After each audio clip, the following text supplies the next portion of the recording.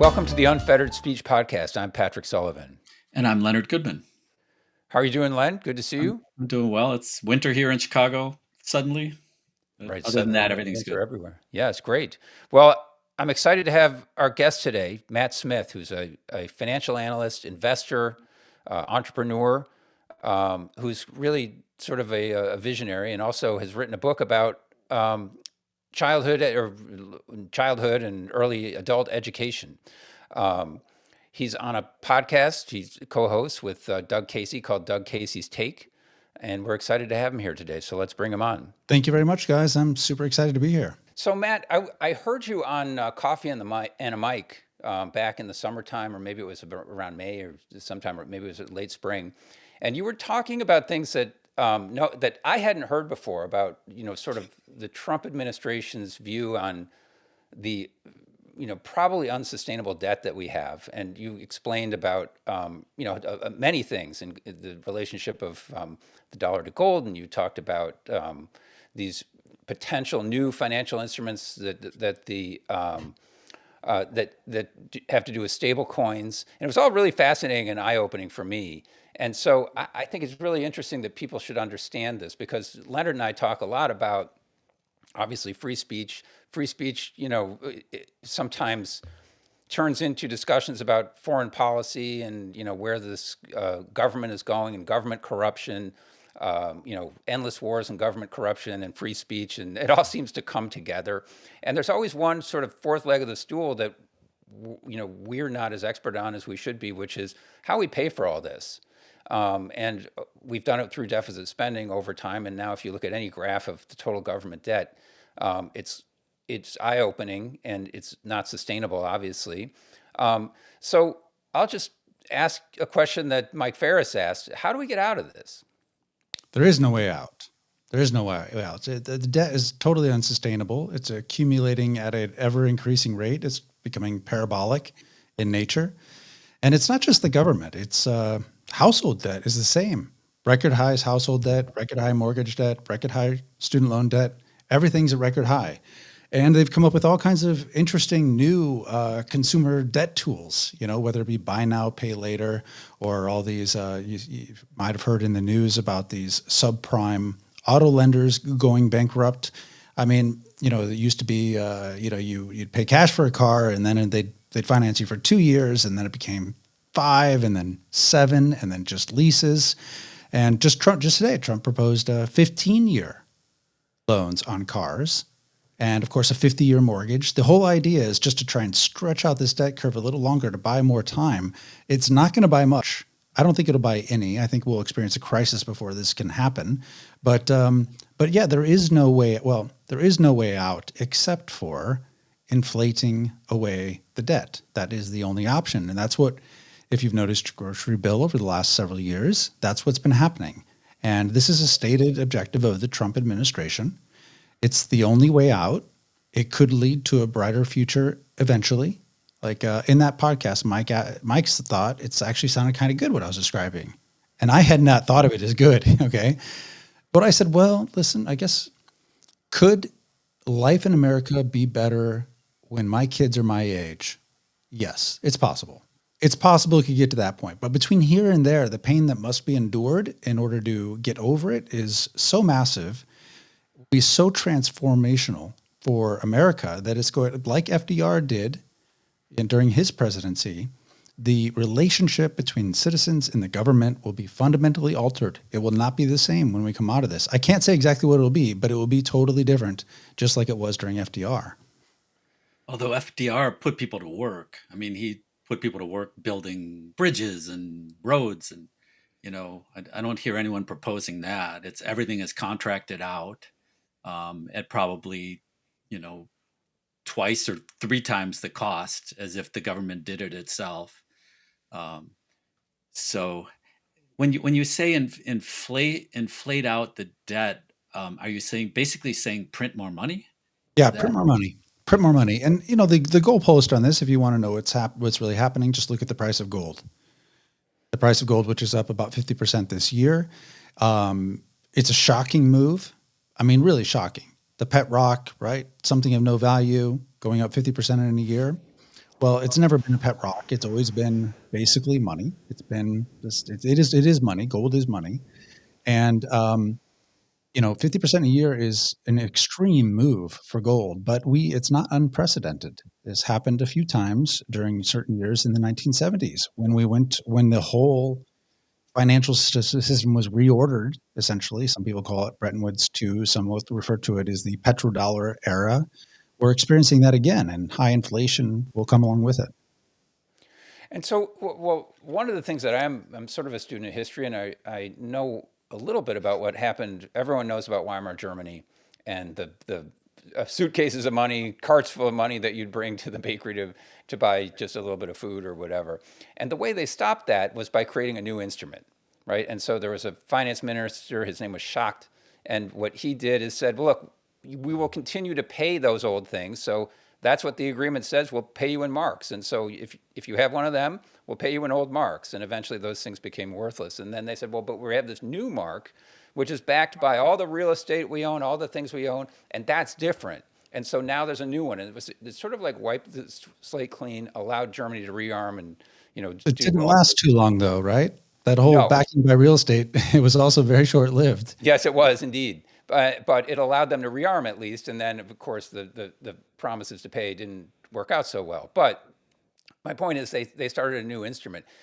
Do you think they're going to do that again? And is it the stable coin is the way to start something, sort of a fresh instrument? Is that the goal there or not? I think that is their hope to buy time with it. But I think all it does is perhaps buy a little time. Just like they want to introduce a 50-year treasury, just like they want to have a 50-year mortgage. These things buy time. But I think this transition to this new currency, I don't think you have to have confidence in it for it to last, which is why the backing by real estate didn't really work. It's also what the French did in the French Revolution. They tried to back it based upon seized real estate as well. It didn't last long because the fact is the government loves to print money. I mean, they love to, and voters demand it. I mean, it's something like 70% of treasury receipts, so tax receipts, currently are transferred to other citizens. So those are expected obligations to be paid. Before we even get into defense and the interest payments and all of these other things, 70% of all-time high tax receipts go to other citizens. Now, those citizens are not going to be satisfied for those to end in any way. So we're in this situation, we're in this doom loop at this point, and the only way is to inflate our way out of it. And that, it sounds bad, but it is bad. But we're in a bad situation.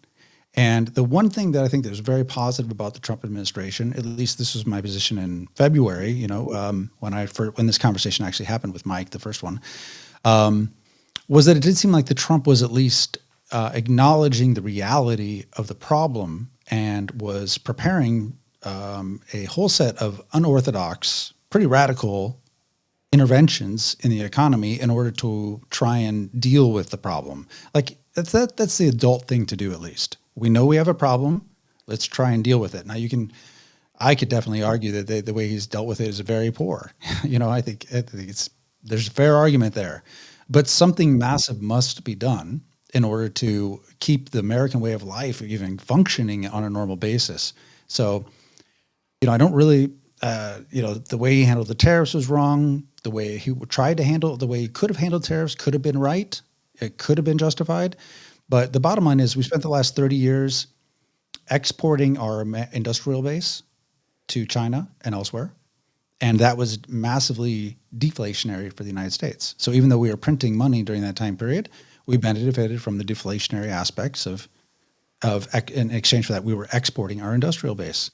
If we're going to bring our industrial base back, it's going to be massively inflationary. There's just no way around it. I mean, it's just the opposite of that spectrum. Right. You talked about that in that show about Trump sort of incentivizing people to invest capital in this country and rebuild factories and things like that, which I think we all would agree would be wonderful. I mean, we've seen what's happened to the industrial base of this country.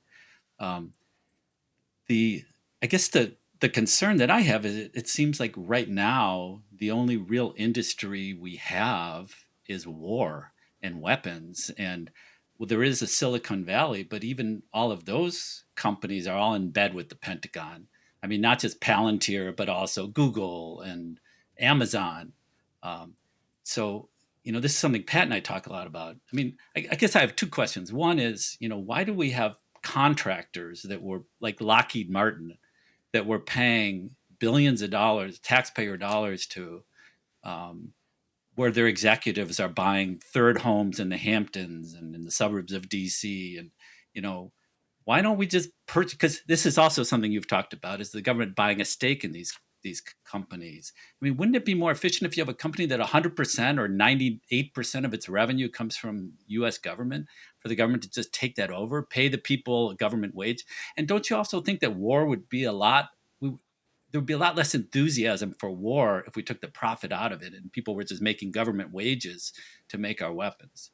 That's a Well, yeah. yeah, I understand that. Like theoretically, that makes a lot of sense. I mean, certainly the system we have is awful.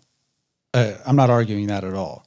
But government is the source of the problem. They printed up trillions of dollars of money they didn't have. They made promises to citizens they couldn't keep. You paid Social Security your entire life, and they spent it. These government policies are so putting the government in charge of it wouldn't necessarily lead to a solution. But we are, in fact, no doubt, moving to a state capitalism model, which is what China has. There's no doubt about that. There's no doubt about that. But China is a lot more efficient about it. If someone is caught stealing money, they kill them. Okay, that's what happens. So they're much more efficient about it. And just one anecdote. I was recently on a trip to Azerbaijan, which I'd never even been to Central Asia. And we went to a part of the country with it's this disputed territory where they had been warring with Armenia for a long period of time. And as soon as I bring this up, the Armenians will get mad and the Azerbaijanis will get mad. I don't have any stake in it. We were just there looking at what was happening. And one of the most remarkable things we saw was the level of infrastructure build. Like I'm telling you, nowhere in the world have I personally witnessed as much infrastructure being built as I saw there. And they did it. They did this. It's almost complete. It's got like 1 year left. So it's 5 years in total. They spent $10 billion in total. They built 4,000 kilometers of highway, 467 bridges, dozens of tunnels, including the second largest tunnel in the world. And our budget for highways and infrastructure and all of that in the United States is $250 billion a year. Now tell me, what improvements have you seen to infrastructure in your life? Nothing. So whatever we're doing is wrong. I don't know, but the answer that having the government do it, I don't know if that's the answer at all, because I have zero faith in the government. The government, to me, has basically stolen people's savings, destroyed the standard of living of the average American, and I don't think that they're the good guys in any of this, I have to say. But contracting out to their cronies doesn't seem to work that well either. No, we should have You competition. yeah, and you mentioned, yeah, but I mean, you look at it. It seems like, I mean, they say, well, it's good for innovation to have competition, but if you look at I'm pretty familiar with the defense industry just because I have a lot of ties to it here in Chicago, but you know, it's it's really not. It's innovation and grift is what it is, because they come out with a new plane. They figure out ways to replace a plane that works great with a new plane that's going to cost 10 times more. And they have their lobbyists sell it to Congress and get Congress to approve it. And look at the F-35. It's a complete boondoggle. So it's like, Completely. we have the most expensive weapons and we don't even really know that they work all that well. So yeah, Yeah. and then you mentioned China, and yeah, with all its faults, I don't know that I would want to live under that government, but they do spend money on high speed rail and infrastructure, and it does seem like they're pulling people out of poverty, whereas in this country we're putting people into poverty. So Yeah. they're doing something that maybe you know, we should look at and see if Well, it there's something to learn. yeah. There's definitely something to learn from it. And I think Americans, there was this period of time where earlier this year, I think, where there was something on TikTok, or they were banning people, and so people ended up using, young people who use TikTok started using a Chinese app called Red Note. And it was strange because for the first time, they got a glimpse into the life of the Chinese, and they actually engaged in conversations with Chinese, and they were blown away by the standard of living that they were living under. There would be examples of videos of people going to the grocery store, filling up their cart, and showing the receipts of what it costs, and Americans were like, "What? How can this be?" But I will say that China is the most competitive place on earth.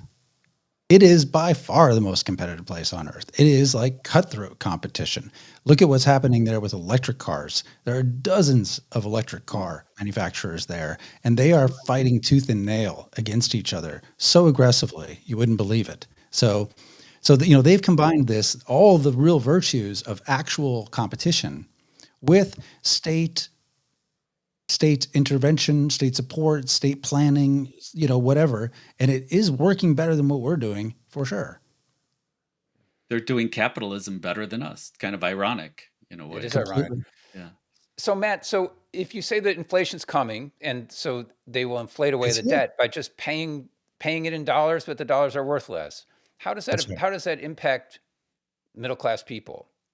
Well, the hope is that wages begin to rise and will offset it for typical people. And it has to. If you are, in fact, reshoring, actually, let me come back to this one second, because you mentioned about the defense. Defense is our major industry. You're right about that. And it actually, in defense, is the catalyst for reindustrialization. It is the only reason the state gives a shit about reindustrialization, is because they realize it's a huge critical failure point if they do not. So that's the catalyst that's driving all of this. It's not to make washer machines and stuff like that again. It's the focus is on defense. So there's that first. Okay, And but can I just stop you there, because I don't want to lose this thought myself, which is if our industry is more focused on defense in the future, let's say, but we have a dollar that's virtually worthless because of inflation, and we don't have the reserve currency anymore that we can just print and have people accept that it's a valid IOU for the future. So how do we fund all that? How do we fund all that? We're funding wars, but we don't have the reserve currency to pay for those wars anymore. So what are we buying this stuff for if we can't pay for the war anymore? yeah. Does that make sense? It seems Well, like there's something missing there. well, you're totally right. I mean, they are. I do think there's a lot more threats of war than there is war yet. I mean, I've been surprised that things haven't gotten worse in the Middle East, for instance. So that's good. I mean, obviously we have this big threat against Venezuela right now. I hope that it's a big bluff in order to try and get Maduro to step down and take exile somewhere, which I think is on the table at this point. So hopefully the threats of war are enough. The truth is that we can't build even our most favorite Tomahawk missile without parts from China. So we literally can't go to war without China's permission at this stage. So I don't think these wars externally that we've experienced and suffered from, I think, over the last couple of decades, I don't think that those are as likely in our future as an internal war, a focus internally. And I think that's the greatest concern that I have with war. And by the way, those dollars will spend just fine in the United States. You have to accept them. And there's all kinds of tricks that they can do to get financial institutions, for instance, to require them to own more bonds. You also mentioned stablecoins. There's certainly lots of tricks that they could play in order to require, like, for instance, they could require European banks, for instance, who basically have a need for dollars because they have created these euro dollars, they call them. If they want to be backstopped by the Treasury or by the Fed, as they had been in the past during the financial crisis, it could be, okay, but you got to use the stablecoins for that. And if they had to use stablecoins, then automatically they'd have to purchase treasuries. So, there are lots of tricks that will come from nowhere, I think, to try and do this. But ultimately, the hope is that by this huge new spend that is coming in to the United States, that frankly we do not have the capacity to produce. It was so clear to me in Azerbaijan how impotent the U.S. had become with actually building stuff. Just because the cost benefit ratio, the time, what they built, the amazing things that they built were so cheap, so fast, and we can't even touch that. So prices will have to rise on the labor front in order to draw people more into the kinds of jobs that are needed in order to build real things. And of course, those are going to be focused around AI facilities, and they're going to be focused around defense facilities first. But there are offshoots that come from that, hopefully. That's the hope. Right. Well, I remember, so maybe this is what you're suggesting. When I traveled in China in 1984, and in those days they had two currencies. They had an external currency and an internal currency. And the external currency was colorful and it was pretty and it was all crisp. And the internal one was like, it looked like monopoly money, it was dirty. But they spent the same in China. But the external one was backed by foreign reserves and the internal one was not. And so the Chinese people that I met wanted to swap me the external renminbi for the internal one. And for me, it was fine. It didn't make any difference. But the first person who got to me was overjoyed because he got most of my external currency. And as I said, it didn't matter to me. It was renminbi for renminbi in China. It just that the dirty little paper had no value outside of China. And so you're saying It's that maybe there's an internal dollar in the future and an external dollar in the future? I do think that's quite possible, and that's still true in China today, by the way. I mean, and in great part, it protects its internal market from external shocks that might occur. Instead, today it's digital. The internal one is digital, and of course, most currencies are actually digital. But they don't have the dirty renminbi they're running around with. They're using their WeChat to pay for everything. So yeah, but I do think it's possible that they'll have to control. Well, let's just say this. I don't see how they pull any of this off without capital controls. I just don't see how it can work because capital just moves too freely, too quickly, and it certainly does not want to be inflated away. It doesn't want to be seized, and it doesn't want to be destroyed. So it'll move out fast if it can. Or you could also have a problem where there's trillions of dollars that are held externally that aren't valued much by other countries anymore. And where are they still accepted? Well, in the United States. So it wouldn't be surprised if those dollars come flowing home, and then all of a sudden, that a lot of the assets anyway end up being owned by foreigners. That's a great possibility without some sort of restriction on capital flows. Interesting. And what would be the impact of that? More and more foreign investments in this country. How would we feel that? Well, I think that the I mean, Trump has made a lot of deals for this foreign direct investment. And overall, I think it's a positive thing. And I think that because that money would normally be directed to our financial markets. And the financial markets benefit nobody except for the people in finance. They really don't. I mean, people say, "Oh, they're not. They're buying if they're buying, GE stock, then that's good for America." GE doesn't get the money. I mean, it's another trader who sells it, who gets the money. It has nothing whatsoever to do with the real economy. So foreign direct investment instead for specific projects is actually going to be, they're going to have to hire people. They're going to have to buy equipment. They're going to have to build real things. So foreign direct investment is a much better approach. And China has, of course, China was built up on this foreign direct investment flowing into its country for a long period of time. Matt, I want to just come back to the war question. I like your optimism that maybe we're headed away from some of these new wars, and I certainly was hopeful with Trump because I think a lot of people that supported him were Yeah. attracted by his anti-war message, and we're going to get out of these foreign entanglements. But then I remember, early in his administration, he talked about he's going to talk to Prime Minister Xi in China and reduce the defense budget by half. We don't need to spend all this money. And then, like 2 weeks later, he's announcing the record $1 trillion defense budget, which is really, you can't spend $1 trillion without a lot of wars. I mean, that's what makes me, when I hear that, I just say, okay, what they're going to have to cook up a bunch of wars to spend that money and to keep the assembly lines rolling at Raytheon and all these other companies. So, I mean, that worries me. And then, when you mention Venezuela, the other thing I just wanted you to talk about, because they've been talking, because it's basically a regime change war that they're Yeah. proposing, get rid of Maduro. And they've been talking about that for 20 years. It was Chavez, they were going to get rid of him. And the main problem, it seems, is that in Trump, the wonderful thing about Trump is he tells the truth sometimes, when he's not supposed Sometimes. to. Yeah. And it's like, it's about oil. And we need all that oil. But if you could maybe comment on this, because and I think Americans would hear that and say, yeah, well, if we're going to spend all our money invading them, we should get the oil. But who's going to get the oil? It's not going to be us. It's not going to help us at the pump. It's going to go to, Chevron's going to get their contracts and Exxon's going to get their contracts. It's not going to matter. We don't care if we're ripped off at the pump by Exxon or by Chevron or by Citgo. So, you know, I almost feel like someone should stand up in Congress and say, hey, if you're going to invade Venezuela, let's see that oil, let's have the oil come to the American people. Let's have a subsidy like they did in Alaska or something, that we would all get some piece of the pie, like in the old days, imperialism, when they would, invade other countries and bring back the spoils.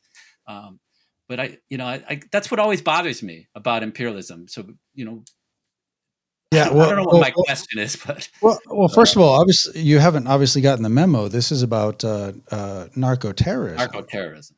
Yeah, Does anyone believe that, do you think? Does anyone believe that? I see people celebrating them blowing up boats randomly. Yeah. So I don't know. Maybe there are some people who believe it, Yeah. but that's certainly the excuse, and I think it's plausible enough with Americans who really want to believe that Trump has of good intentions with this stuff. But I do think that if they could get Maduro to just step aside and essentially give them the government by putting the puppet in charge, that they might give just a Nobel Prize to that woman. That's what she wants, right?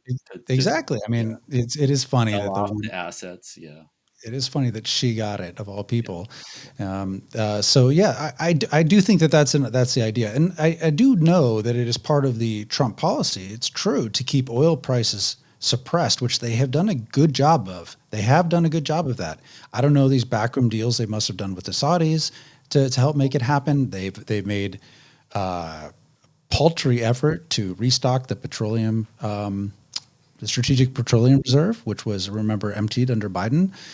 So they've been holding off on those purchases that might drive the price of it up, because they don't want the economy to totally die. So they do need to keep it. They are trying to keep a lid on that. And it is true that Venezuelan oil is perfect for U.S. refineries. I mean, all of our shale oil has to be exported to other refineries, or not all of it, but a lot of it. Whereas the Venezuelan oil can come right in and serves the American people's, filling up their cars a lot better. So yeah, I'm cynical on this stuff too. I really am. I'm 100% against war. Like I am totally against war, but I really believe the war that we're going to face is going to be much more likely internal versus external. It's what we can afford. And I really believe that a lot of this defense budget is going toward technology rather than, new F-35 kind of stuff at this point.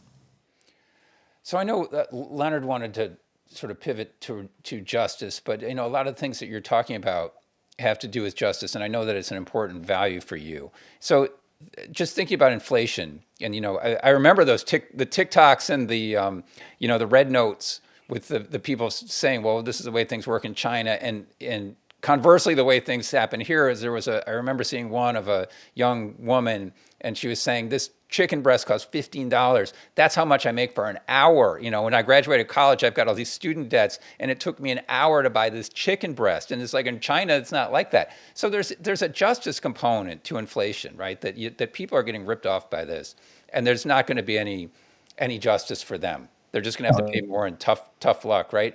But also the Venezuelan boats, there's no due process for these people. They're out fishing, and they're called a narco-terrorist, and they missile rains down from the sky. No trial, nothing. So there's all kinds of and then I know, Leonard, you might want to ask this question about the U.S. justice system. Leonard's a criminal defense lawyer, and I'll hand it over to you, Leonard. Sorry.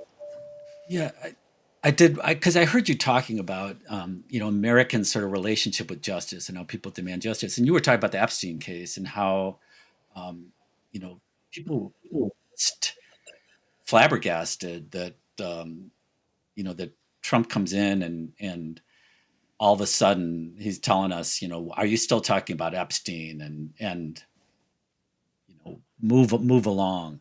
But it's a left-wing conspiracy. Yeah, right. I mean, this is a topic I do think about a lot.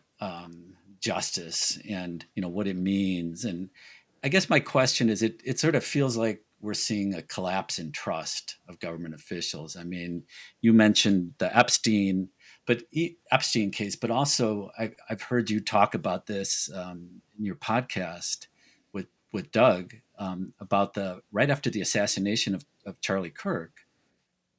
There's you know, there's incredible skepticism of what the government officials are saying. Well, the government officials announced they've got the person. He was in a rifle 200 yards away, had a rifle on the roof.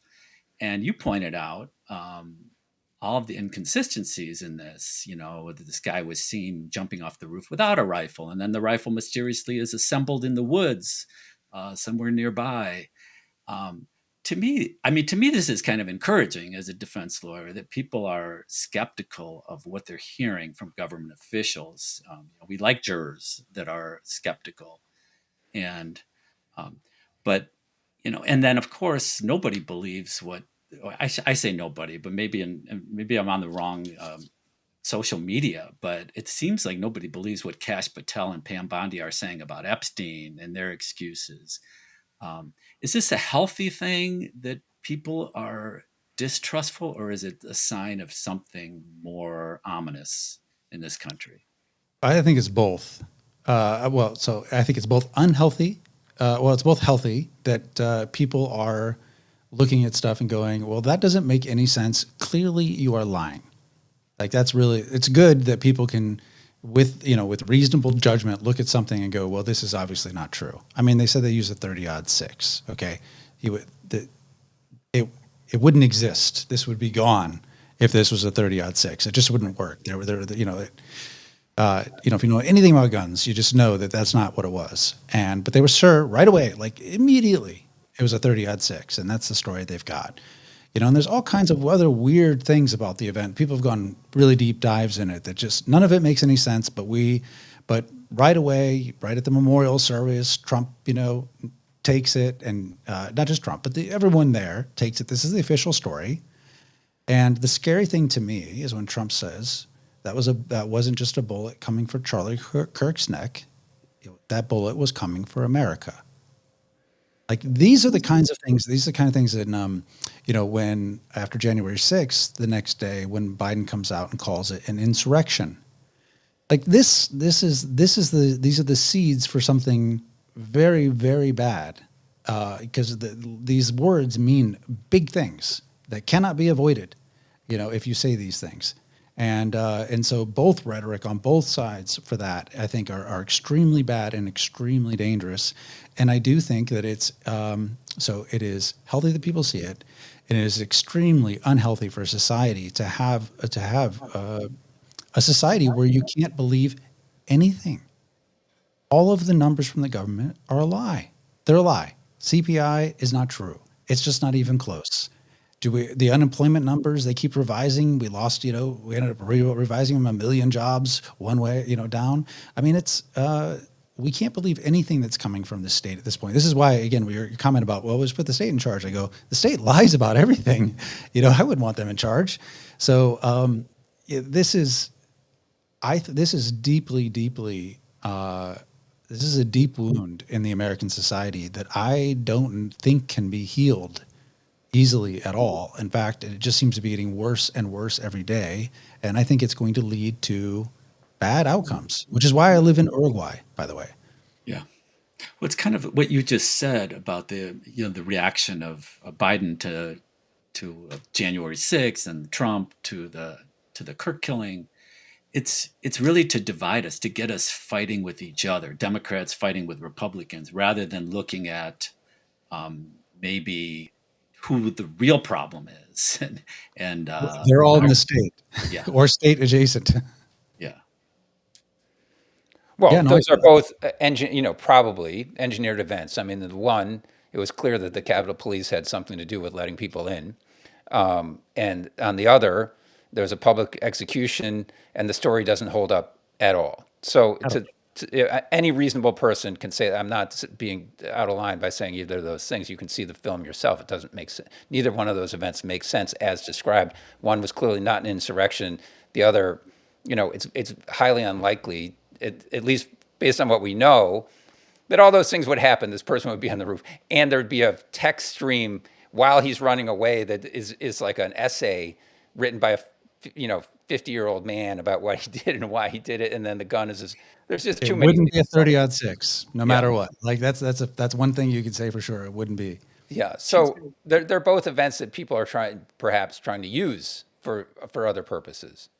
Yes, I totally agree. It's a divide and conquer thing. I think the state is better off if it can turn people against one another, whether it be, after 9/11, we got to go over there and solve the problem so we don't have to solve the problem over here. I mean, divide and conquer is the way to win the support of the public, to gain, to move the public in the direction you want them to go. And it's the most dangerous thing out there. One of the biggest divides that's been emerging, and I think is going to be huge over time, is between young and old. I mean, young Gen Z men are pissed, and they say lots of terrible things about the boomers, and the boomers just look back at them and say terrible things about them. And like neither one of them understanding each other really, and the position that they're in, and this is encouraged, I think, and it's going to be a source of great divide because there is no wealth for the young, and the opportunities for the young are scarce and getting scarcer by the day. So that's a big source of potential problems. Yeah, maybe we could transition to that a little bit. I know both Pat and I are parents. You wrote a really interesting book about sort of alternatives to traditional college education. Um, yeah, maybe you could talk a little bit about that. And what is the future for working people in America? I mean, is it driving, delivering groceries, driving an Uber, 3 different jobs, on a treadmill, no vacations, just to pay the rent? I mean, is that the future? Or you seem to say whether maybe we're in for some higher wages, but We're for I some know I higher asked 2 wages. different questions, but I'd like you to talk a little bit about your book. And Yeah, I will say that most Americans are on the treadmill right now already. They're already there. So they're on treadmill trying to make things work. It's very difficult for people to make it work.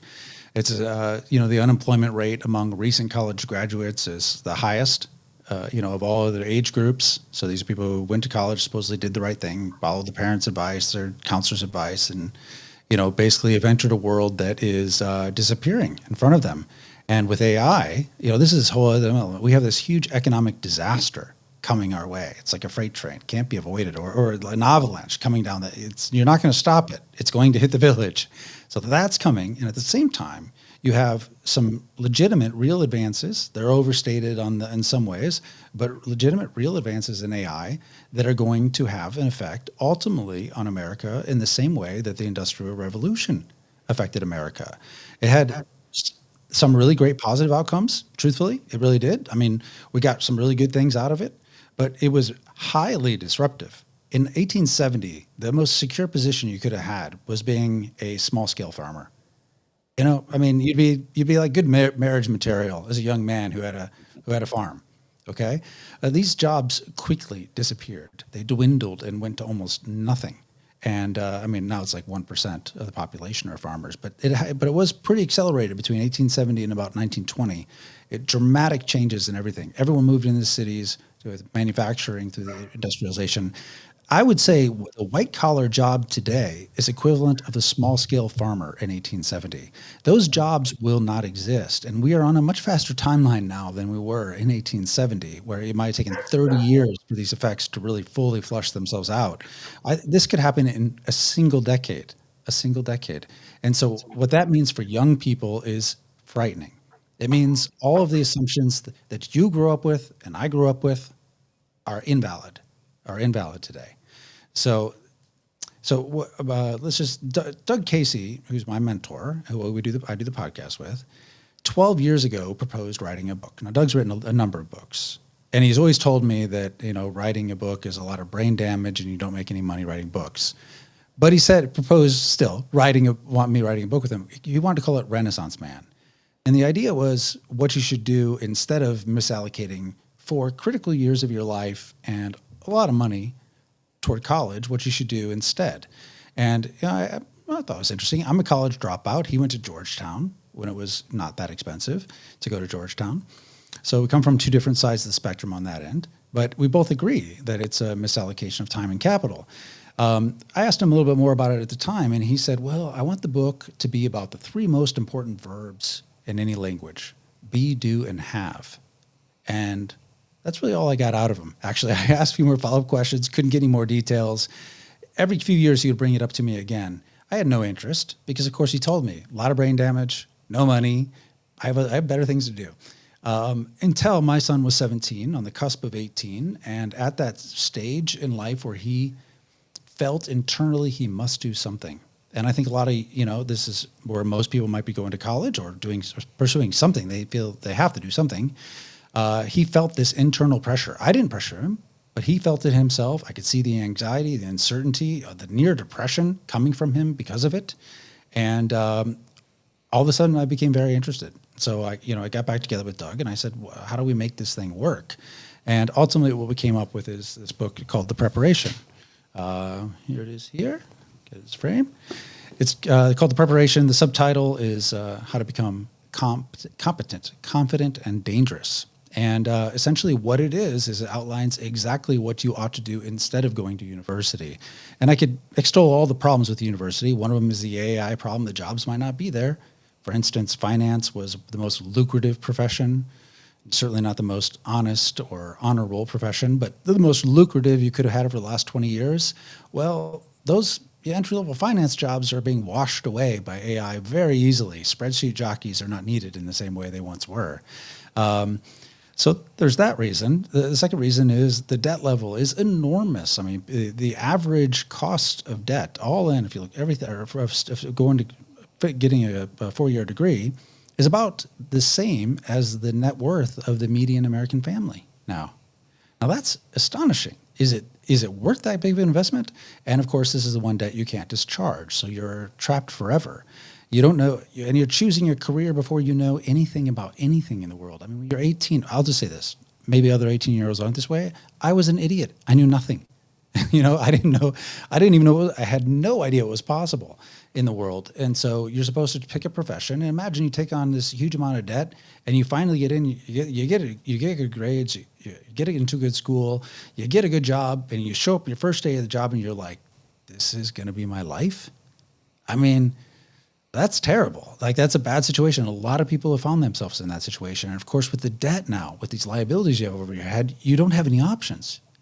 The debt must be serviced, your rent must be paid. And, so many people pay more than 50% of their total income on housing now. I mean, the young people are giving up on this, and they're right to give up on it. And the young men especially feel a sense of deep hopelessness. And they feel hopelessness because they feel purposelessness. And it's totally understandable to me. It makes a lot of sense. And it goes back to what Doug said with the be, do, and have. I did finally figure out what he meant by it, obviously. And, have is basically what everyone's orientation is toward. Have a nice car, have a well-paying job, have a beautiful spouse, have the latest iPhone. I mean, we're all oriented toward have. Our consumer society is all about having. What no one tells anybody is that having is a byproduct of doing. You do stuff, you get stuff. You got to do stuff. That's how you get there. And frankly, that is the greatest lever young people have. You remember being 18, unlimited energy, a total openness to new things in a way that shrinks every year of your life, to trying new things, doing new things. And of course, all that capital that's there. So if young people had some ideas about what they could actually do that would be worthwhile, they will thrive. And my son has been the beta tester for us for 2 years with this. Thankfully, he was willing to cooperate and be our guinea pig, so to speak, with the entire process, and has proved it. I mean, you can see some interviews I've done with him. I did one with Glenn Beck and him. You can see he's not like your normal person. He's Sounds totally like he has a lot of great skills after those 4 years. He's learned to sail. He sailed around the Falkland Islands and through the Strait of Magellan. He knows how to fly a plane. He knows how to scuba dive. He knows he's a certified EMT. He's worked on wildland firefighting crews. He worked on a geophysics crew looking for gold. He's done skydiving. He's studied martial arts. He plays guitar. He learned Spanish. He started a business. These are all, and it's all part of the program. It's all part of the program. And we think academics are important, but the truth is that MIT has their entire course catalog online for free. For free. So does Yale, and Stanford has quite a bit too. And not to mention, there's lots of other sources. So basically, with the program in the book, we break things down into cycles, 16 cycles. It's over 4 years, and we tell them exactly what to do. And each cycle contains a suite of academics that they're supposed to do. And it includes an anchor activity, an anchor course, something where they actually walk away with a real skill that has real economic value that, that if they chose to, they could put to work. For instance, one of the cycles is becoming an EMT. Oh, my son spent one summer then working on wildland on a wildland firefighting crew, earning $600 a day doing that. So that summer gave him quite a bit of bandwidth to finance the rest of his effort through this program. So the sailing thing I described, he's a certified crewman on a sailboat. So he can be hired to do that. I wouldn't say the private pilot one really has much commercial value necessarily, but it certainly gets him focused on learning a real skill of real tangible value. And when people leave college, they don't know how to do anything. I mean, not anything. They don't know anything. One of the cycles is you go to this great place in Maine called the Shelter Institute, and in 3 weeks you learn to design and build a home. I mean, how amazing is that? There's one, where you operate heavy machinery, all the backhoes and the bulldozers and all that stuff. You get certified in all of that. Now, those are very lucrative positions and are in high demand now. And not to say you'd want to take that as a career, but if nothing else, I think that would be fun to do. I would like to do that. I think I would enjoy it, So there's anchor activities like each of those. Right now, he's in the entrepreneurship cycle. He launched a precision drone business here in Uruguay, where he's doing agricultural stuff like seeding pastures and things like that with the drone. Pretty amazing, actually, the technology. Next cycle in January, he's going to Thailand to study Muay Thai in a Muay Thai camp for 2 months. Not a lot of economic value there, but certainly useful. So that's what it is. There's 16 distinct ones, all with all the academics layered in. And by the time you're even 2 years into it, you would not have a peer that is more interesting than you, that has done more than you. You probably won't find many people that are 20 years older than you that have more broad-based experience. And most importantly, Renaissance Man was the main idea with this book, right? Renaissance Man. A Renaissance man, and we didn't name it that because I said, Doug, young people don't know what that means. They don't know what it means. And so the shorthand way that I would explain it is a Renaissance man absolutely knows who he is. He has a real understanding of how the actual world around him works, the physical world, how it works, like how things function, practical science, practical skills, understands it, and knows how to create within that world, knows how to interact with it successfully to create.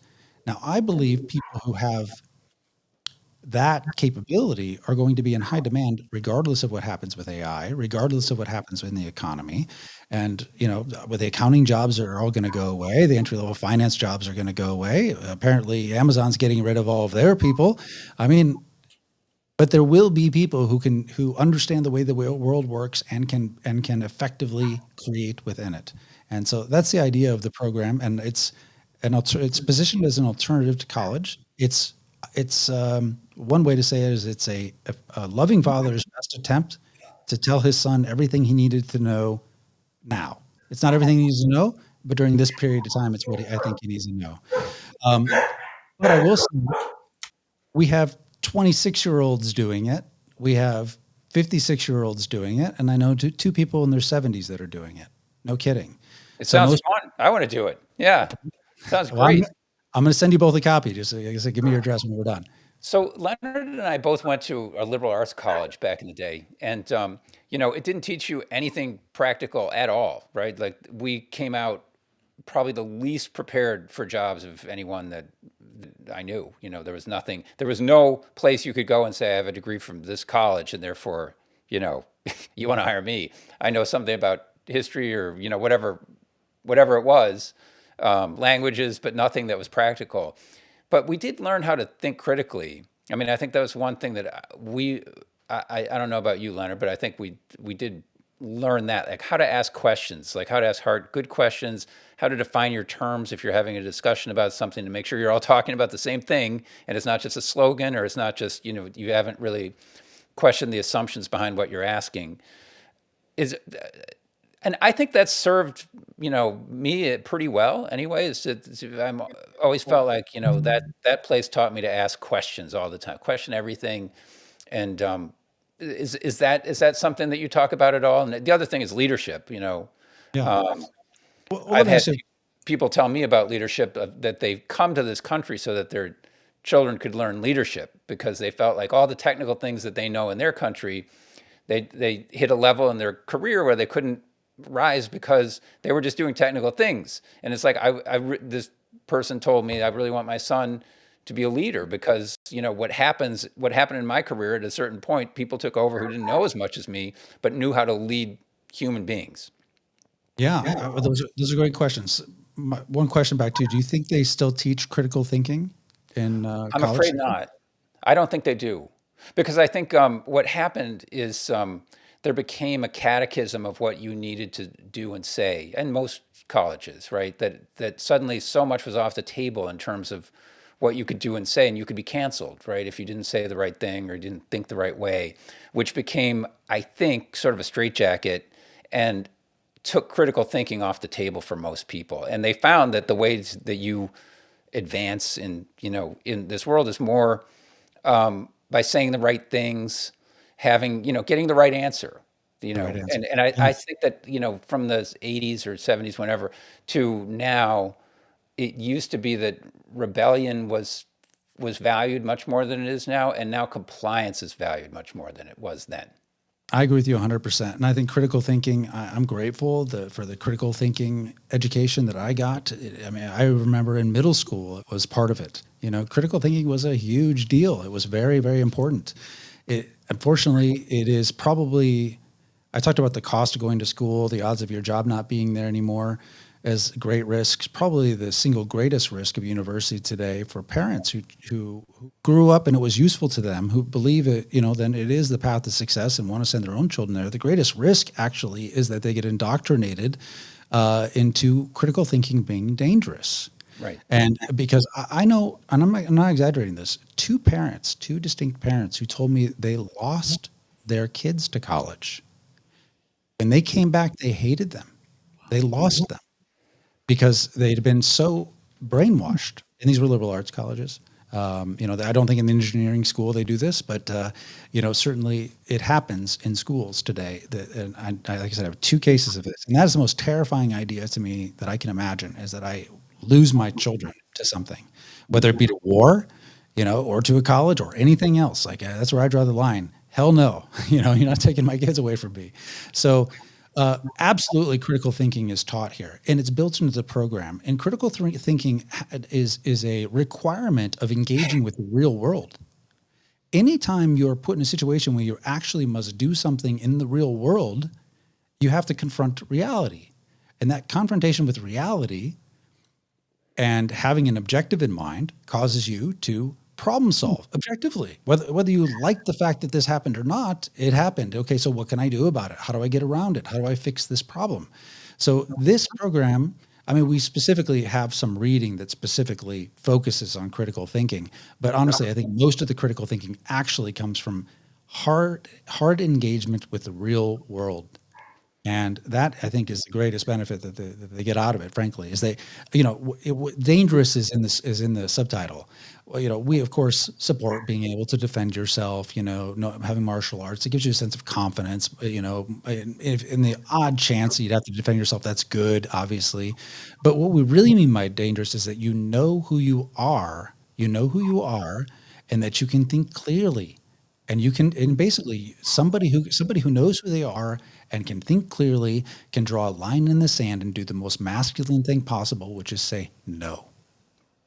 Well, And so I think that's true that, it's probably the antidote to AI is that AI often produces slop. And so how can you know if you have the ability to ask the right questions, you can distinguish slop from reality. But if exactly. you're used to just finding the right answer, I mean, I knew it in finance, you'd see model output that was just wrong. And people would say, well, look, those are the inputs. The model's correct. And you say, well, then the inputs are something's wrong here because those outputs don't jibe with reality. And you can't Yeah. just say that, oh, because the model's, something to be trusted, or I have a PhD. Okay, whatever. This isn't right, right? It's not, this is not the way the world works. If you don't know that, you can make horrible mistakes. And I think one of the things that Leonard and I have talked to about other people is how our statesmen in the world today, we talked about dividing and conquering to keep people down. But the other thing that it just reminded me what you said about, people who don't have a good connection to reality. And so they're frustrated when things don't work right. When Russia's supposed to collapse, for instance, and it doesn't. And then you go, as a leader, you just keep doing the same thing over and over again because, that's the way it's supposed to be. And Because you live in a world of ideas and not reality. right. And I'm surrounded by people and we all agree. So how could this reality be? There's consensus. Russia's going to fall. Yes. It's consensus. Exactly right. And all the donors whispering in their ear are betting that way. So yeah, I mean, I think the other thing that's so important that in your program there is the debt. The debt that people come out of. I see that. I was an adjunct at DePaul Law School here in Chicago, and it's like so many kids. They come in there with real high ideals of what they want to do with their law degree, but then when they come out with so much debt, they're kind of wage slaves, and they have to take the highest paying job, Or they end up in personal injury or something, yeah, right? yeah. or working for corporate law, Yeah. or Yeah, they helping want to wealthy argue civil people, rights cases. avoid their taxes. Yeah. Yeah, they want to So- do civil rights cases or something like Right. that. No. It's personal injuries where the money is. You need the billboards, So yeah, it sounds wonderful. I have a 10-year-old, and she wants to be an influencer because that's that's what she sees. That's her world. Pat's kids are a little bit older, maybe. They're Yeah, not they're- influencers, but anyway. Yeah. But Matt, we've got to wrap up here. But I think the book sounds fascinating. Number one, and I mean, you've got an interesting. Done a lot already, but it's interesting how you tie all the threads together. On the one hand, you're looking at finance and you're looking at the real world, and that's one of the things that impressed me about you is that you're seeing these signs and you're picking it up and you're tying it together in a way that not many people have articulated, at least to me. And then the book sort of does the same thing in a different way. So they I'll seem tell you- unrelated in one way, but there's some thread running through it of I'll tell you what the thread is for the last COVID was a real wake up call for me. Maybe it was for you too. I don't know, but it really was for me. And I came up with a hypothesis, essentially, of what I thought was happening in the world during that time. And so the question was, well, what do you do about it? What do you do? Because do I want to go just live in a bunker somewhere and like ride it out because this economic situation is inevitable. So on top of all the other COVID stuff, on that insanity, on top of all of that is this, as I said, it's this giant time bomb essentially it's been lit. It's gonna blow. We just don't know exactly when. And that is going to mean great disruptions that are really unimaginable for Americans today. And so that's coming. So with that coming, what do you do? And so I've been attempting as best as I could to live my life as towards solutions to the problem and trying to communicate those solutions. And I'll tell you, the single largest empty spot in the mix for me, I mean, we have a cattle ranch here at Uruguay. We're off grid. I mean, but we're close to a great town where there's lots of good people, and that flow through that town that I get to meet. But the biggest problem is I have two not young anymore. I have an 18-year-old now and a 20-year-old, my son, who has been our guinea pig, and solving that problem and looking at the world that they're entering and trying to figure out what the hell can I do to get them to give them a shot at succeeding in the world.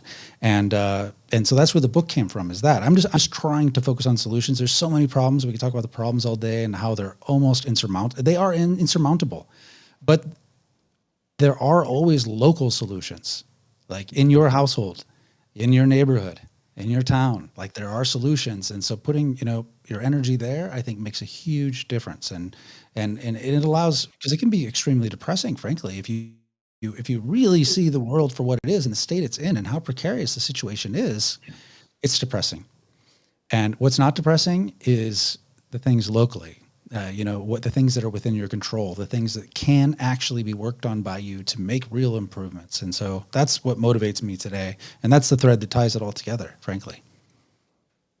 Well, thank you so much, Matt, for sharing your time and your thoughts, your wisdom with us. Well, thank We you. really appreciate it. That's my Yeah, it was pleasure. great. Yeah, and good luck with the book. I've heard that you've got one coming for young women as well, maybe. That's the other half of my obligation, right? So yes, I have to do one for young women. Now, a lot of young women have read it and they get a lot out of it. The tone is written knowing, not just the tone. Young men face certain fears and anxieties and ambitions that are different than young women. I mean, they are different. And so we address directly the men's, but the program, almost all of it, I would encourage my daughter to do. There's a couple things I wouldn't. Don't want my daughter to go get kicked around in Muay Thai for a couple months. I'm just not interested in that. But there's a lot of things in there that are still very valuable to her. But we're going to build out a female version. And if you're interested in the book and get it on Amazon.com, the other thing my son has been documenting, because there's a public accountability part of this. So every week he's been publishing his progress on his blog. It's a Substack too. It's at maximsmith.com. So if you want to see what a kid is actually doing with it, you can check it out there. Public accountability is a huge part of it because a lot of it is, that's part of becoming responsible, right? Is that they hold themselves accountable to certain standards, and then as it's public, it puts pressure on them to perform. And I saw my son getting all twisted up about it in the very beginning. He's like, but it's become very good for him to do this. So if you want to see what he's been doing actually and how it really works, you can find his blog there. That's great. So it's a good segue. Where can we find you?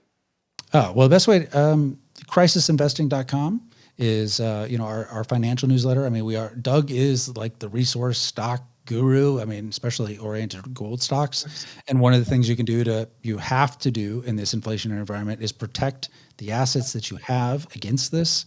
And physical gold is the obvious winner. The central banks are buying it. It's the obvious winner, but there are speculative ways you can play this too with gold stocks, and that's the area that's Doug's expertise. And so we focus on that, and there's a paid version of it, but there's free content every day we publish on crisisinvesting.com. And on Doug, you can find our podcast on YouTube at Doug Casey's Take. Great. Well, don't forget to like and subscribe here. Thank you, Matt, for being with us today, and hope to have you back sometime. There's a lot more we could talk about, and as things continue to develop, I'm sure you're going to be ahead of the curve, and people will be interested in hearing from you. Well, thank you very much. It was a lot of fun talking to you guys.